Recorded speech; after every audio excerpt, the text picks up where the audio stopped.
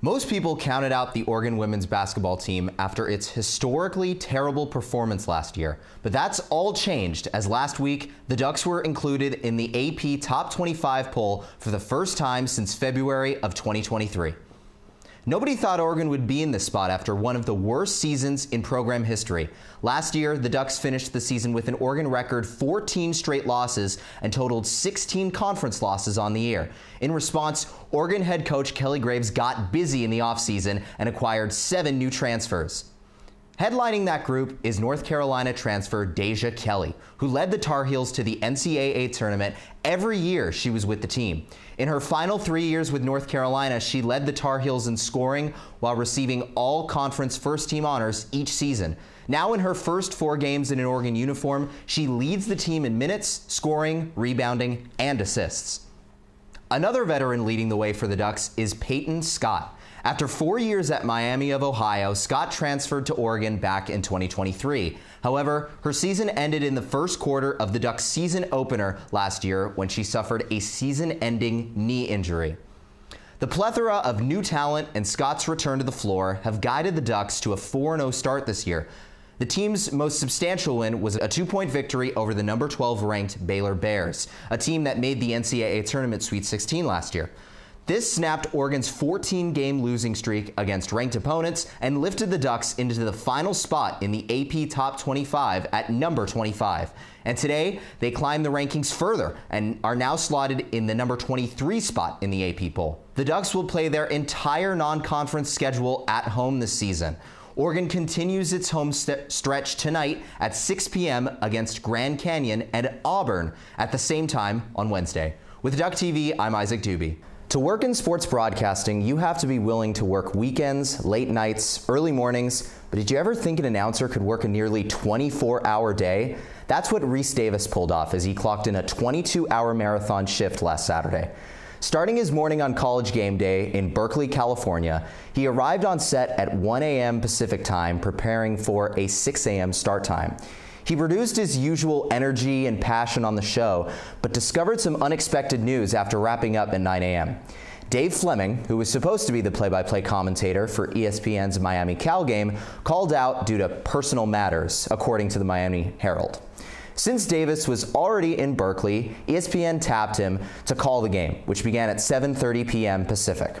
As the game progressed, it was clear that Davis's voice was giving out, but that didn't stop him from calling a thrilling game. 5 wide receivers. Ward holding it, calmly surveying, throwing back into the middle of the field. Is that dangerous? And it's picked off. Noah Williams has it. He's on his way. Pick 6.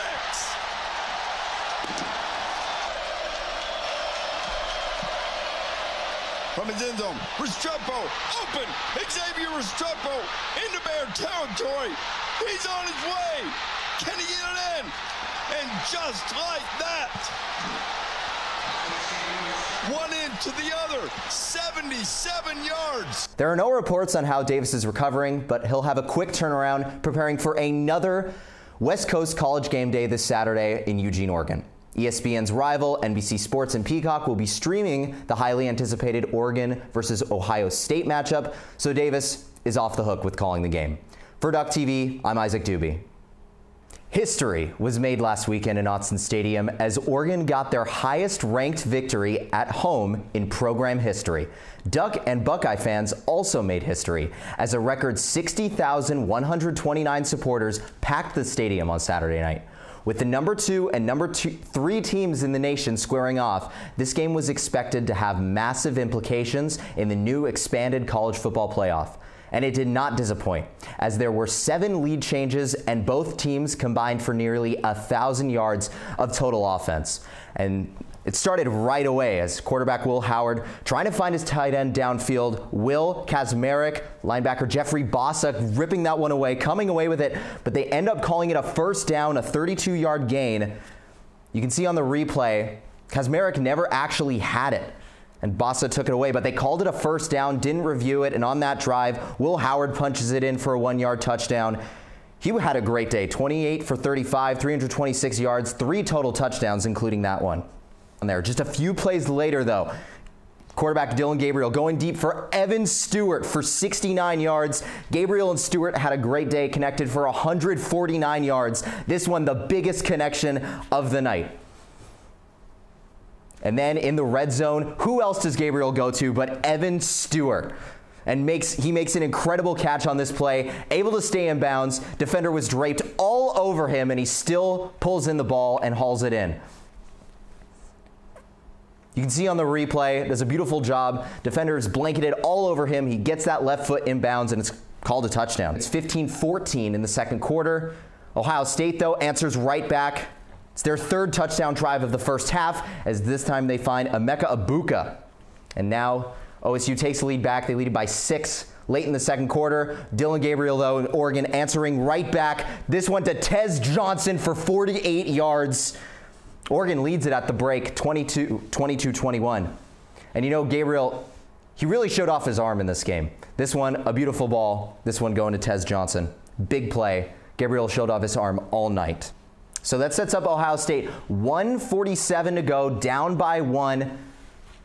Big drive on the road for them. Howard able to find Emeka Egbuka for 26 yards. That gets them into field goal range. But this one's not all over yet, as they try to find Jeremiah Smith trying to get out of bounds. You think that's an easy completion, but actually they'll say he pushed off, extended the arms. That backs them up 15 yards, and then setting up the final play. You think with 6 seconds left, you just throw it quickly out of bounds. But Howard scrambles up the middle, loses track of time. Clock runs out. Oregon wins it by 1. Final 32-31 in Autzen Stadium. Ducks move to number 2 in the AP poll and sit atop the Big Ten. The Los Angeles Dodgers jumped out to a 2-0 start in the World Series on Saturday, but didn't end the game with their best player in the lineup. With 2 outs in the 7th inning, Shohei Ohtani attempted to acquire his first stolen base of the postseason, but as he slid down to second base, he landed awkwardly on his left arm. Ohtani suffered a partial dislocation in his left shoulder, according to Dodgers manager Dave Roberts. Despite concerns about Ohtani missing time in the series, Roberts was optimistic he would be right back in the rotation in Game 3. Dave, so there was a report today, I'm guessing coming from you, that Shohei is going to play. That's my expectation, given talking to the training staff and getting the reports. And so I just know if it's a per tolerance situation, I just don't see him not playing Game 3. In his first year with the Dodgers, Ohtani burst onto the scene with one of the best offensive seasons of all time. He completed the first 50-50 season in MLB history, blasting 54 home runs and racing for 59 stolen bases. Ohtani also leads the MLB playoffs this year in runs, getting around the bases 13 times this postseason. The Dodgers will need his efforts in Game 3 as the series moves to New York on Monday night at 8 p.m. Eastern. With Duck TV, I'm Isaac Dubey. The Oregon Ducks will be hosting the first and second rounds of the NCAA Women's Volleyball postseason tournament for the 3rd straight year. In Sunday evening's Women's Volleyball Championship selection show, Oregon was announced as the 4th seed in the Pittsburgh quarter of the national bracket. This seeding also meant Oregon ended the 2024 regular season ranked as a top 16 team in the nation. This feat was not as easy as Oregon had to battle through a Big Ten conference with 4 teams ranked inside the American Volleyball Coaches Association's top 10. The Ducks persevered to a 22-7 overall record and a 14-6 record in Big Ten play, which slotted them 5th in the conference. Oregon's key to success has been stifling opponents at the net, as the Ducks average just under 3 blocks a set, which ranks 3rd best in the nation.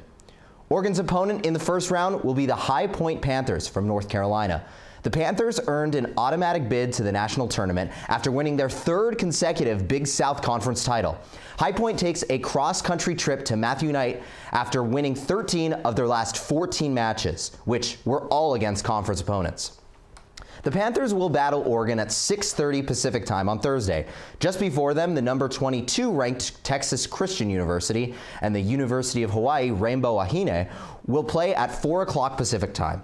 The winner of both matches will move on to the second round and play each other a day later at 6 p.m. Pacific. With Duck TV, I'm Isaac Dubey. Now that the NFL is 12 weeks into the 2024 regular season, we've seen unbelievable upsets, surprises, and wild finishes. But one constant has stood the test of time. The Jets still suck. Even with a 4-time NFL MVP at quarterback, emerging offensive weapons, and a defense that was 3rd best in yards allowed last year, they sit at 3-8 after losing 7 of their last 8 games. The Jets have made several attempts, desperately trying to shake themselves out of this rut. Back in Week 5, after starting 2-3, the Jets hit the panic button and fired head coach Robert Saleh. New York elevated defensive coordinator Jeff Ulbrich to interim head coach in hopes he would steer their season back on track. Ulbrich's first order of business was enlisting a new offensive coordinator, Todd Downing, to call plays to help New York's streaky offense find consistency. Then, after another loss in Week 6, Jets general manager Joe Douglas acquired wide receiver Davante Adams, reuniting the prolific quarterback and wide receiver duo. And now, as New York currently has an abysmal 3-8 record, Jets owner Woody Johnson let go of the team's general manager, Joe Douglas. Douglas's firing confirmed that Johnson will stop at nothing to return the Jets to the AFC playoffs, a spot his team hasn't been since 2010. With 6 weeks left to go, Johnson is even evaluating the quarterback position. Ian Rappaport reports that Aaron Rodgers is fighting a, quote, uphill battle to stay as the team's starting quarterback next year. The Jets have a 1% chance to make the playoffs, according to The Athletic. But with still 6 games left on the season, there is a lot riding on how the Jets finish the year. With Duck TV, I'm Isaac Dubey.